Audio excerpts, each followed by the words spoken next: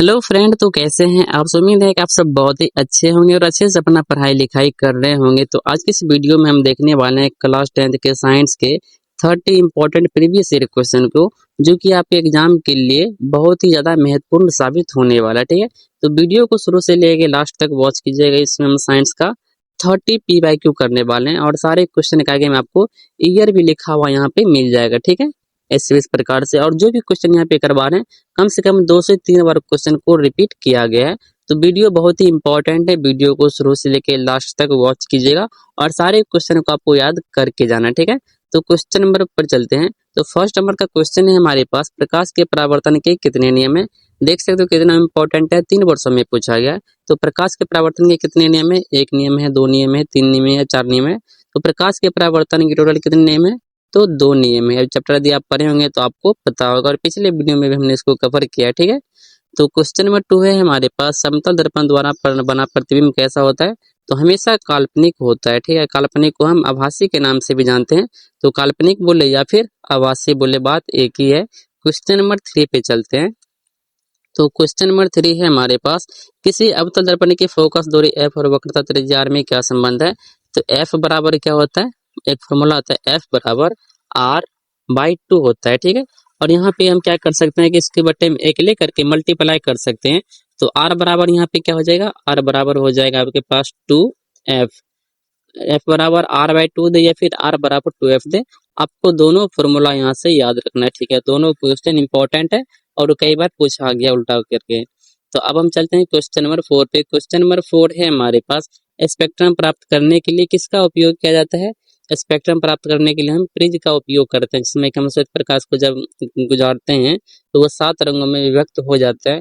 जो कि सबसे ऊपर रहता है कौन, रेड कलर का रहता है, और सबसे नीचे कौन रहता है, तो बैंगनी कलर का रहता है। ठीक है, तो क्वेश्चन नंबर 5 पे चलते हैं। क्वेश्चन नंबर 5 है हमारे पास कि मानव नेत्र में किस भाग पर किसी वस्तु का प्रतिबिंब बनता है।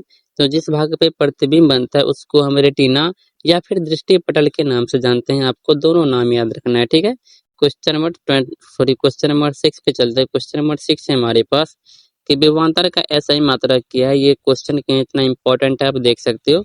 अब बाकी ये क्वेश्चन आपके लिए HW में रहेगा, पिछले वीडियो में हमने इसको भी कवर किया है, तो आपको ये क्वेश्चन पता होगा और बहुत इजी क्वेश्चन भी है। क्वेश्चन नंबर 7 हमारे पास, विद्युत प्रतिरोध का SI मात्रक। ये क्वेश्चन भी बहुत ही ज्यादा इंपॉर्टेंट है और ये भी आपके लिए होमवर्क रहेगा। ठीक है, तो क्वेश्चन नंबर 6 और 7 आपके लिए होमवर्क में है। कहाँ पे बताना है, तो कमेंट में बताना है। क्वेश्चन का नंबर टाइप करना और उसका आंसर लेकर के डैश करके उसका जो आंसर होगा उसको आपको टाइप करना है, तो फिर आप ऑप्शन भी लिख सकते हो। तो क्वेश्चन नंबर 8 पे चलते हैं। क्वेश्चन नंबर 8 है हमारे पास, 1 किलोवाट घंटा तुल्य है, मतलब किसके बराबर है। ये क्वेश्चन भी 25 में, 23 में और 20 में पूछा गया है। तो किसके बराबर होता है, तो 3.6 इंटू 10⁶ जूल होता है। ठीक है, तो आंसर आपके पास क्या हो जाएगा, ऑप्शन ए राइट आंसर हो जाएगा। अब हम चलते हैं किस पे, क्वेश्चन नंबर 9 पे। क्वेश्चन नंबर 9 हमारे पास, विद्युत धारा उत्पन्न करने की युक्ति को क्या कहा जाता है। तो उनको हम जनित्र के नाम से जानते हैं। ये भी 3 वर्षों में पूछा गया है। तो जनित्र हमारा राइट आंसर हो जाएगा, यानी कि जनरेटर। ठीक है, तो क्वेश्चन नंबर 10 पे चलते हैं। क्वेश्चन नंबर 10 है हमारे पास, निम्नलिखित में से कौन सा जैव द्रव्यमान ऊर्जा का स्रोत नहीं है। जो है उसको हम टिक नहीं करेंगे, जो नहीं है वही हमारा आंसर होगा। तो गोबर गैस ये है, कोयला ये भी है, लकड़ी ये भी है, लेकिन नाभिकीय ऊर्जा जो है जैव द्रव्यमान ऊर्जा का स्रोत नहीं है। तो यही हमारा क्या हो जाएगा, राइट आंसर हो जाएगा। 10 क्वेश्चन यहाँ पे किसका हो गया, फिजिक्स का 10 क्वेश्चन हम कवर कर लिए और इसमें 2 क्वेश्चन आपके लिए होमवर्क भी है। अब चलते हैं केमिस्ट्री के क्वेश्चन पे। केमिस्ट्री का यहाँ पे फर्स्ट क्वेश्चन है हमारे पास, यहाँ पे कुछ रिएक्शन दिया हुआ है। ठीक, और रिएक्शन दिया और यहाँ पे बोला गया है कि ऊपर दी गई रासायनिक अभिक्रिया किस प्रकार की अभिक्रिया, मतलब किस प्रकार की है। तो ये क्वेश्चन देखो 3 वर्षों में पूछा गया है। तो यहाँ पे देखो O3 के साथ कौन था, यहाँ पे जुड़ा हुआ आयरन था। ठीक है, O3 के साथ आयरन जुड़ा हुआ है, लेकिन अगले ही पल क्या होता है, O3 के साथ कौन आ जाता है, यहाँ पे देखो एल्युमिनियम आ जाता है और आयरन को मार के यहाँ से एल्युमिनियम हटा देता है। तो यहाँ पे आयरन का क्या हुआ, विस्थापित कर, आयरन को जो है विस्थापित कर दिया, कौन, एल्युमिनियम कर दिया। तो इस अभिक्रिया को हम विस्थापन अभिक्रिया आज इजिली बोल सकते हैं, क्योंकि एल्युमिनियम ने विस्थापित कर दिया किसको, आयरन को। तो ये हो जाएगा विस्थापन अभिक्रिया हमारा क्या हो जाएगा, राइट आंसर यहाँ पे हो जाएगा। क्वेश्चन नंबर 12 पे चलते हैं। तो क्वेश्चन नंबर 12 है हमारे पास, किसी उदासीन विलयन का पीएच मान कितना होता है। तो उदासीन विलयन का पीएच मान कितना होता है, तो 7 होता है, जो कि शुद्ध जल का पीएच मान क्या होता है, 7 होता है। आपको याद रखना कि उदासीन जो रहेगा उसमें बिजली प्रवाहित नहीं होगा, वो शुद्ध होगा। जैसे कि शुद्ध पानी के पीएच मान 7 होता है, उसमें बिजली को यदि आप प्रवाहित करोगे तो उसमें बिजली प्रवाहित नहीं होगा।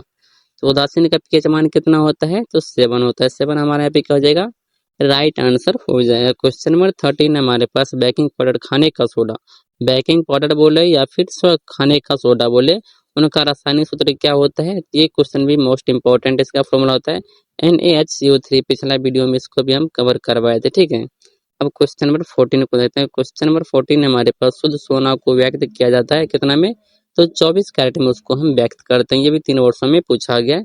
तो 24 कैरेट हमारा क्या हो जाएगा, राइट आंसर हो जाएगा। क्वेश्चन नंबर 15 हमारे पास, निम्नलिखित में से किसे चाकू से काटा जाता है। चाकू से 2 तत्वों को काटा जाता है, सोडियम को और लिथियम को। या तो ऑप्शन में सोडियम दे या फिर लिथियम दे, तो किसी एक को आपको टिक करके आना है। दोनों ऑप्शन में दे तो दोनों को आपको टिक करना है। और याद रखना कि सोडियम को केरोसिन के तेल में डुबा कर रखा जाता है, क्योंकि ये बहुत ही ज्यादा अभिक्रियाशील पदार्थ है, तो इसलिए सोडियम को केरोसिन के तेल में डुबा के रखा जाता है। ये क्वेश्चन भी प्रीवियस ईयर क्वेश्चन है, पर इसमें नहीं है, अगले वीडियो में उसको कवर कर लेंगे, पर बता दिए ताकि आपको याद रहे। तो क्वेश्चन नंबर 16 हमारे पास, कार्बन की परमाणु संख्या कितनी है। तो कार्बन की परमाणु संख्या कितना है, तो कार्बन का परमाणु संख्या 6 होता है, ठीक है। उसके बाद क्वेश्चन नंबर 17 हमारे पास, बॉन्ड CHO अभिक्रियाशील मूलक को क्या कहते हैं। ये जो बॉन्ड CHO है किसका मूलक है, तो हो जाएगा आपके पास एल्डिहाइड का, ठीक है। तो एल्डिहाइड हमारा यहाँ पे क्या हो जाएगा, राइट आंसर हो जाएगा। क्वेश्चन नंबर 80 पे चलते हैं। तो क्वेश्चन नंबर 18 है हमारे पास, आधुनिक आवर्त सारणी में तत्वों का वर्गीकरण का आधार क्या है। परमाणु संख्या के आधार पर उनको बांटा गया, जो अभी के समय हम जिस आवर्त सारणी को पढ़ रहे हैं। क्वेश्चन नंबर 19 हमारे पास, आधुनिक आवर्त सारणी में वर्गों या तो ग्रुप्स की संख्या कितनी है। तो ग्रुप्स की संख्या कितना है, 18 है। तो 18 हमारा यहाँ पे क्या हो जाएगा, राइट आंसर हो जाएगा। क्वेश्चन नंबर 20 पे चलते हैं। क्वेश्चन नंबर 20 है हमारे पास कि जिप्सम का रासायनिक सूत्र क्या है। तो जिप्सम का रासायनिक सूत्र क्या होता है, CaSO4 × 2H2O, ठीक है। और ये भी 3 वर्षों में क्वेश्चन रिपीट किया गया है। तो क्वेश्चन इंपॉर्टेंट है यहाँ पे सारे के सारे क्वेश्चन, तो इसलिए सभी क्वेश्चन को ध्यान से देखना है और याद करके जाना है। अब हम शुरू करने वाले हैं 10 बायोलॉजी के क्वेश्चन को, ठीक है। फिजिक्स भी हमारा हो गया और केमिस्ट्री भी खत्म हो गया, अब करने वाले हैं बायोलॉजी का। तो बायोलॉजी का यहाँ पे फर्स्ट क्वेश्चन यानी कि 21 का क्वेश्चन है हमारे पास यहाँ पे, पौधे में वाष्पोत्सर्जन किस भाग में होता है, किस भाग में होता है। तो ये है आपके लिए HW, ठीक है। क्या है आपके लिए, ये आ जाएगा आपके लिए HW। इसको भी हम पिछले वीडियो में कवर करवाए, तो यहाँ से टोटल 3 क्वेश्चन आपके लिए HW हो गया, ठीक है। तो क्वेश्चन नंबर 2 है हमारे पास, क्लोरोफिल वर्णक का रंग कैसा होता है। तो उसका रंग होता है हरा, ठीक है। और क्लोरोफिल में एक तत्व भी पाया जाता है जिसको हम मैग्नीशियम के नाम से जानते हैं, इनको भी आपको याद रखना है। और ये क्वेश्चन देख सकते 3 वर्षों में पूछा गया। क्वेश्चन नंबर 23 पे चलता है। 23 का क्वेश्चन हमारे पास, रक्त में आयरन की कमी से होने वाला रोग कौन सा है। तो रक्त में जब आयरन की कमी होता है तो उससे कौन सा रोग उत्पन्न होता है, तो एनीमिया रोग उत्पन्न होता है। तो एनीमिया रोग हमारा यहाँ पे क्या हो जाएगा, राइट आंसर हो जाएगा। क्वेश्चन नंबर 24 पे चलते हैं।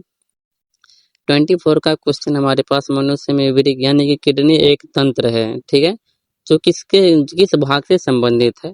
पोषण से संबंधित है, उत्सर्जन से, शोषण से, परिवहन से। तो उत्सर्जन से संबंधित है किडनी, ठीक है। तो हमारा सही राइट क्या हो जाएगा, राइट आंसर हो जाएगा। क्वेश्चन नंबर 25 है हमारे पास, दो तंत्रिका कोशिका, सॉरी जो नहीं दो तंत्रिका कोशिका के मध्य खाली स्थान को क्या कहते हैं।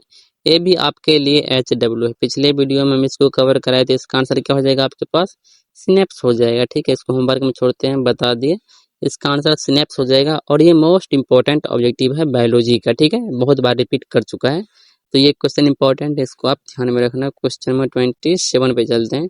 27 का क्वेश्चन हमारे पास, इंसुलिन की कमी के कारण कौन सा रोग होता है। तो इंसुलिन की कमी से कौन सा रोग होता है, तो होता है मधुमेह रोग। और ये क्वेश्चन भी काफी इंपॉर्टेंट है, ठीक है, जिसको डायबिटीज के नाम से जानते हैं। ये भी इंपॉर्टेंट है, 3 वर्षों में क्वेश्चन पूछा गया है। क्वेश्चन नंबर 27 हमारे पास, मुकुलन द्वारा और लैंगिक जनन किसमें होता है। तो किसमें होता है, तो वो होता है ईस्ट में। ईस्ट आपको मिल जाएगा कहाँ पे, ईस्ट, हाँ ऑप्शन बी, ऑप्शन बी हमारा क्या हो जाएगा, राइट आंसर हो जाएगा। ये क्वेश्चन भी हम पिछले वीडियो में करवाए हैं, ठीक है। क्वेश्चन नंबर 28 पे चलते हैं। क्वेश्चन नंबर 28 हमारे पास, मानव मादा के जनन तंत्र का भाग नहीं है। कौन नहीं है?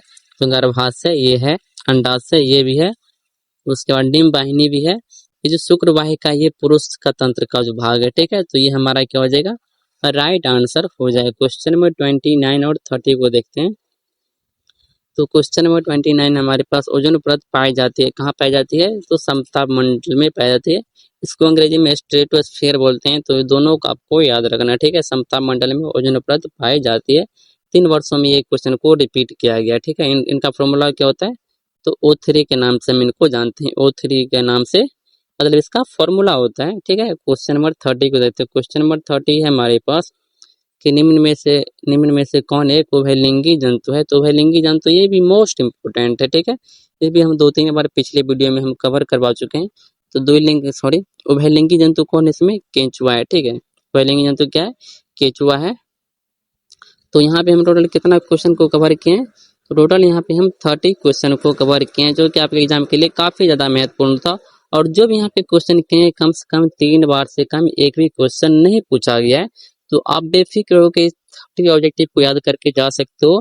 3 से 4 क्वेश्चन यहाँ पे जरूर है कि आपको एग्जाम में देखने के लिए मिल जाएगा, ठीक है। तो वीडियो को शुरू से लेकर लास्ट तक वॉच किए हैं। इसमें जो भी होमवर्क आपको मिला है, उस होमवर्क को आपको कमेंट में बता देना है। बाकी वीडियो कैसा लगा ये भी आप बता सकते हो। अगर चैनल पे आप नए हैं तो चैनल को सब्सक्राइब करके दोस्तों में शेयर भी कर दीजिएगा। ऐसा वीडियो आप देखना चाहते हैं तो आप मेरे चैनल को विजिट कर सकते हैं, ठीक है। तो मिलते हैं अगले क्वेश्चन के साथ अगले वीडियो में, तब तक के लिए धन्यवाद।